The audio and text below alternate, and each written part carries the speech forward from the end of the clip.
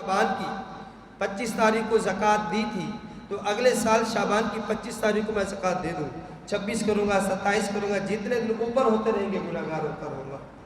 साबिका साल मैंने 4 रमज़ान को दी थी, तो 4 रमज़ान तक मैं दे दूँ, 4 रमज़ान के बाद 5 रमज़ान, 6 रमज़ान, जितनी ताख़ीर करता चला जाऊँगा, ये अमल दुरुस्त नहीं है, ये गुनाह है।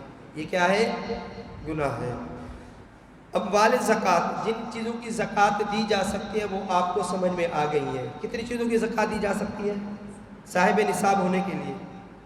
4 चीज़ें। कितनी चीज़ें? कितनी चीज़ें? 4 चीज़ें हैं जो मौजूद होती हैं तो उस सूरत में ज़कात दी जाती है। उनमें सबसे पहली चीज़ क्या है? सोना। नंबर 2 चांदी। Number 3 currency price bond. Number 4 माल तिजारत। क्या है? माल तिजारत। मेरी कंपनी है, मेरी दुकान है, दुकान के अंदर जो सामान रखा हुआ ना, ये माल तिजारत कहलाता है। क्या कहलाता है? माल तिजारत कहलाता है। मैं सेल परचेज़ का काम करता हूँ, मेरी जितनी प्रोडक्ट रखी हुई हैं, जब मैं ज़कात देने के लिए साल पूरा गुजरता है तो मैंने इनको भी प्लस करना है। क्या करना है? इनको क्या करना है? प्लस करना है। तो आपको ये पता चल गया कि 4 चीज़ें होती हैं जिनकी सूरत में ज़कात देना लाजिम आ जाता है। अमवाल ज़कात इनको क्या कहते हैं? क्या कहते हैं? अमवाल ज़कात। अमवाल ज़कात में बताया कि 2 चीज़ें, सोना चांदी, चाहे ये ओरिजिनल हालत में हो, चाहे ये डली की सूरत में हो, चाहे हमारे इस्तेमाल में हो, बर्तन की सूरत में हो, चाहे ख़वातीन इसको इस्तेमाल करती हैं इस सूरत में हो, तो इन तमाम सूरतों में ये अमवाल ज़कात में से है और इस पर ज़कात देना ये फ़र्ज़ है। इसी तरह अमवाल ज़कात में ही फरमाया कि नकदी और करेंसी, प्राइस बॉन्ड, चाहे अपने मुल्क की हो किसी और मुल्क की हो, इन तमाम को हमने अमवाल ज़कात में क्या करना है? प्लस करना है। ऐसा नहीं है कि इनको मैंने हटा दिया है। इसी तरह माल तिजारत, ये भी आप सुन चुके। अब आपको ये पता चल गया ये 4 चीज़ें, सोना चांदी, कैश, प्राइस बॉन्ड और माल तिजारत, ये 4 चीज़ें होती हैं तो बंदा साहिब निसाब होता है। और इनकी कीमत वही बताएगी। कितनी? चांदी की जो कीमत 52.5 तोले चांदी की 96,000 97,000, ऊपर नीचे आपको पता है हालात की वजह से आकर हो रही है। तो 52.5 तोले चांदी की रकम की मिक़दार में इन 4 चीज़ों में से कोई एक माल है, कोई एक निसाब है, तो हम इनको जो प्लस करेंगे तो चांदी की 52.5 तोले चांदी की कीमत को मद्देनज़र रखते हुए करेंगे। वो चीज़ें जिन पर ज़कात फ़र्ज़ नहीं है। क्या चीज़ें? जिन पर ज़कात फ़र्ज़ नहीं है। बाद वक़्त हम ये तसव्वुर करते हैं, मिसाल के तौर पर घर में शोपीस रखे होते हैं, कीमती से कीमती पत्थर होते हैं, कीमती से कीमती, इस तरह हीरे जवाहरात होते हैं, कीमती से कीमती, लेकिन ये माल नामी नहीं है। इसी वजह से शरीयत मुतहरा ने इनके ऊपर ज़कात फ़र्ज़ करार नहीं दी। किसी के इस्तेमाल में ये चीज़ें हैं, वो पहनता है, ज़कात नहीं दे रहा, गुनहगार नहीं है, क्योंकि इन पर ज़कात नहीं है। आज आपको पता चल गया कि ज़कात कितने तरह के माल होते हैं तो फ़र्ज़ होती है, कितने तरह के माल होते हैं तो ज़कात फ़र्ज़ होती है। कम अज़ कम ये बात आपको हिफ्ज़ हो जाए। नंबर 1, नंबर 2, नंबर 3, नंबर 4, माशाअल्लाह। अच्छा, जिन अमवाल पर ज़कात नहीं जाती, फरमाया कि ये 2 तरह से। नंबर 1 हाजत असलिया वाला माल, माल गारे नामी। हाजत असलिया वाला माल, खानादारी का ज़रूरी सामान। आज हमारे किचन के अंदर इम्पोर्टेड चीज़ें होती हैं और महंगी से महंगी होती हैं, तो जितनी भी महंगी मालियत की हो इन पर ज़कात नहीं है।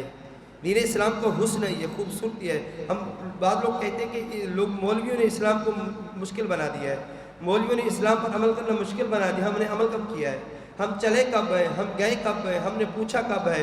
इस्लाम तो ये बता रहा है, मौलवी तो ये बता रहे हैं तुम्हारे किचन में महंगी से महंगी चीज़ें पड़ी हुई हैं, इन पर ज़कात नहीं है। ये अमवाल ज़कात, खानादारी की जो चीज़ें होती हैं इनके ऊपर ज़कात नहीं है।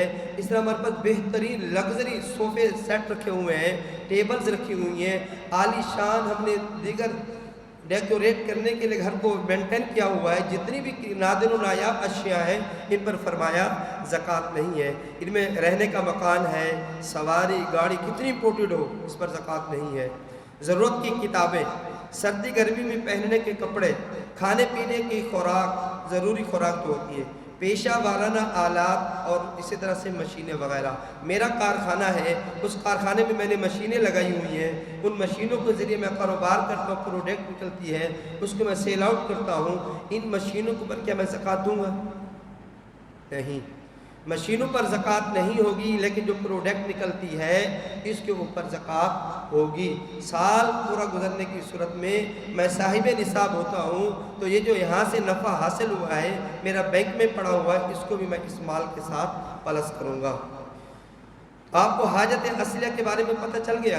حاجت اصلیہ کسے کہتے ہیں؟ جو انسان کو زندگی گزارنے کے لیے جن چیزوں کی ضرورت پیش آتی ہے ان کو کیا کہتے ہیں؟ حاجت اصلیہ. اس کے اندر پھر یہی چیزیں آ جاتی ہیں، خانہ داری کا سامان ہے، گھر کا سامان ہے، سواری ہے، اس طرح رہائش کے لیے گھر ہے، اس طرح کوئی کمپنی وغیرہ ہے، کوئی مشین وغیرہ لگا کر رکھی ہوئی ہے، کوئی گاڑی رکشہ لے کر کرائے پر دیا ہوا ہے. گاڑی رکشے کے اوپر تو زکوٰۃ نہیں ہوگی، لیکن اس کی جو آمدنی ہوگی اس پر زکوٰۃ ہوگی.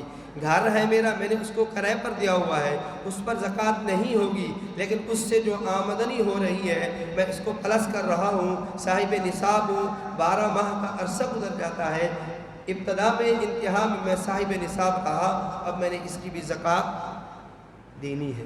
یہ بات سمجھ میں آ گئی؟ اس کے بارے میں پتہ چل گیا. حاجت اصلیہ، حاجت اصلیہ کے بارے میں پتہ چل گیا کہ جن سے زندگی گزاری جاتی ہے ان پر زکوٰۃ فرض نہیں ہے.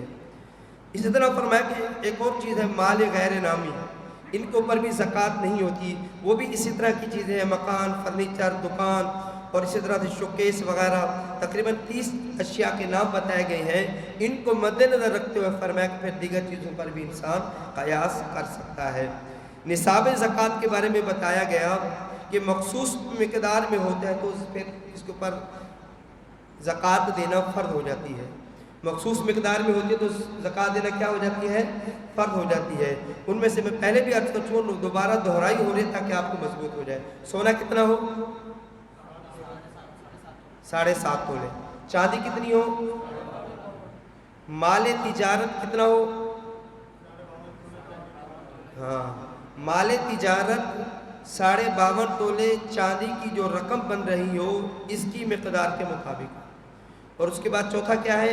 پرائز بانڈ، کیش، کرنسی اپنے ملک کی یا دوسرے ملک کی ہے تو کرنسی کتنی ہوگی تو ہمارے اوپر زکوٰۃ فرض ہوگی. ہاں، مختلف اموال زکوٰۃ میں نصاب کا تعین. فرمایا کہ صرف سونا ہے 1 تولہ بھی ہے تو یہ 52.5 تولے چاندی سے اوپر ہو رہی ہے، اس صورت میں اس میں زکوٰۃ ادا کرنا ہوگی. چاندی ہے 52.5 ہے تو اوکے ہے، 40 ہے 50 ہے زکوٰۃ اوکے نہیں ہے. کیوں؟ یہ نصاب کو نہیں پہنچ رہا. اب آ جائیے مصارفی زکوٰۃ. ہم جب یہ زکوٰۃ نکالتے ہیں ہم کن کو زکوٰۃ دیں؟ قرآن کریم فرقان حمید میں 8 لوگوں کے بارے میں بتایا گیا. کتنے لوگوں کے بارے میں؟ 8 لوگوں کے بارے میں بتایا گیا کہ ان 8 لوگوں کو زکوٰۃ دینی چاہیے. اور یہ قرآن میں اللہ تبارک و تعالی نے 10ویں پارے میں سورہ توبہ میں واضح طور پر ارشاد فرمایا. سب سے پہلا فرمایا فقیر. کون ہے؟ ہاں، آج ہمیں پتہ چلے کہ فقیر کہتے کس کو ہیں. ہم یہ سمجھتے ہیں کہ جو بار مانگ رہا ہے اسی کو فقیر کہتے ہیں. نہیں، شرعی اصطلاح میں فرمایا کہ جس کے پاس حاجت اصلیہ سے زائد کچھ تھوڑا بہت مال ہو لیکن نصاب کے برابر نہ ہو. 52.5 تولے چاندی کی رقم یا سونا اتنا یا چاندی جس کے پاس نہیں ہے یہ کیا ہے؟ شرعی فقیر ہے. یہ کیا ہے؟ شرعی فقیر ہے. اس سے کم ہے یہ شرعی فقیر ہے. 52 تولے سے زیادہ ہو گئی، رقم کی مالیت کے اعتبار سے زیادہ ہوگی تو یہ شرعی فقیر نہ رہا. جو مانگ رہا ہے اگر وہ کہہ بھی رہا ہے نہیں کہہ رہا تو ہمیں اس کا اعتبار نہیں کرنا، بلکہ ہم نے اس کو دیکھنا ہے کہ فرمایا جس کے پاس حاجت اصلیہ سے زائد تھوڑا بہت کچھ مال ہو اور وہ صاحب نصاب نہ ہو رہا، اس کو کیا کہتے ہیں؟ فقیر شرعی کہتے ہیں. اس کو ہم اپنی زکوٰۃ دے سکتے ہیں. دوسرے قسم نمبر پر ہے مسکین. پہلے نمبر پر فقیر کو دے سکتے ہیں. فقیر کی تعریف آپ نے سن لی، اب کہہ رہے ہیں کہ مسکین. مسکین کس کو کہتے ہیں؟ جس کے پاس کچھ بھی نہ ہو، یہاں تک کہ ایک وقت کے کھانے کا بھی محتاج ہو. جو فقیر ہے وہ مسکین سے اعلیٰ ہے. مسکین لوگ کیٹیگری کا ہے. مسکین کے پاس کھانے کا بھی نہیں ہے، فقیر کی بنسبت مسکین کو زکوٰۃ دینا کیا ہے؟ افضل ہی ہوگا نا، کہ فقیر کے پاس تو کچھ نہ کچھ ہے، صاحب نصاب نہیں ہو رہا، اور حاجت اصلیہ کی چیزیں کچھ نہ کچھ اس کے پاس موجود ہے، لیکن جو مسکین ہے اس کے بعد کچھ بھی نہیں ہے، تو اس کو زکوٰۃ دینا ان کی بنسبت افضل و اعلیٰ ہے۔ اسی طرح مقروض، وہ شخص جس پر اتنا قرض ہو کہ اسے ادا کرنے کے بعد باقی مال بقدر نصاب نہ رہے۔ ایک ایسا شخص ہے کہ جس نے قرضہ لیا ہوا کسی سے، قرضہ لے کر کے رکھا ہوا ہے، اور یہ قرضے کو ادا کرتا ہے تو اس کے پاس اتنا نصاب نہیں بچتا، اتنا مال نہیں بچتا کہ وہ نصاب کو پہنچ سکے۔ مثال کے طور پر میں نے کسی شخص کو پیسے دیے، زکوٰۃ دی، وہ کسی کا مقروض تھا، اب جب میں نے اپنی زکوٰۃ اس کو دی، اس نے اپنے جس سے قرضہ لیا اس کو رقم دے دی جتنی قرضے میں لی ہوئی تھی، اب یہ جو رقم اس کے بعد بچ رہی ہے یہ اتنی نہ ہو کہ یہ صاحب نصاب بن جائے۔ اگر یہ خود صاحب نصاب بن گیا تو پھر کیا ہوگا؟ خود صاحب نصاب کو خود کو زکوٰۃ دینا ہوگی۔ تو جس کو ہم نے رقم دی، اس شخص کو جس نے کسی کا قرضہ دینا تھا، ہم سے لے کر اس نے آگے قرضہ دے دیا، اب اس کے بعد کچھ بھی نہیں بچا، یہ بھی درست ہے۔ فرمایا ایسے کو بھی انسان زکوٰۃ دے سکتا ہے، قرآن نے ان کے بارے میں بتایا ہے۔ فی سبیل اللہ 7ویں نمبر پر، راہ خدا میں جہاد کے لیے محتاج کو حج کے لیے، طالب علم دین کے لیے، بشرط کہ شرعی فقیر نہ ہو، راہ خدا میں جہاد کرنے والے کو زکوٰۃ دے سکتے ہیں۔ اسی طرح مسافر اور محتاج کو بھی دے سکتے ہیں، وہ طالب علم جو علم دین حاصل کرتا ہے، اداروں کے اندر آپ کو معلوم ہے طلباء علم دین حاصل کر رہے ہوتے ہیں، تو یہ سب سے جو بہترین مصرف بیان کیا گیا ہے، ان مصارف میں سے ایک مصرف یہ بھی ہے کہ انسان طلباء کی خدمت کرے، طلباء کو زکوٰۃ دے گا، ہمارے اس پیسے کے عالم بن جائے گا، اور سارے ادارے جو ہوتے ہیں پورے ایک شرعی طریقہ کار کے مطابق عمل کر کے پھر اس کو استعمال کر رہے ہوتے ہیں۔ اسی طرح مسافر جو حالت سفر میں تنگ دست ہو گیا، اگرچہ اس کے گھر میں مال ہے، ہم میں سے کوئی شخص یہاں سے کہیں جاتا ہے یا کوئی ہمارے علاقے میں آتا ہے اور وہ مسافر ہے، چاہے اس کے پیچھے گھر کے اندر بینک بیلنس ہو، سارے معاملات ہوں، لیکن اب کیونکہ حالت سفر میں ہے، پہلے کے زمانے میں آپ کو معلوم ہے لوگ گھوڑوں پر، خچروں پر، اس طرح کی سواریوں پر سفر کیا کرتے تھے، تو اس وجہ سے ان کو کئی دن لگتے تھے، تو اس لیے فرمایا وہ حکم آج بھی موجود ہے، جو مسافر ہے اگرچہ اللہ نے اس کو مال عطا کیا ہو لیکن سفر کی حالت میں اس پر کچھ نہ ہو، تو فرمایا اس کو بھی آپ زکوٰۃ دے سکتے ہیں۔ آپ کو معلوم ہو گیا مصارف زکوٰۃ کتنے ہیں؟ 8 کتنے ہیں؟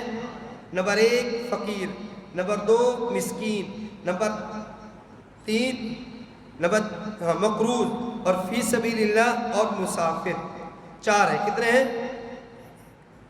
6۔ مصارف زکوٰۃ کتنے ہیں؟ 6 افراد ہیں کہ جن کو ہم زکوٰۃ ادا کر سکتے ہیں۔ اس کی ڈیٹیل بھی آپ کو پتہ چل گئی کہ شرعی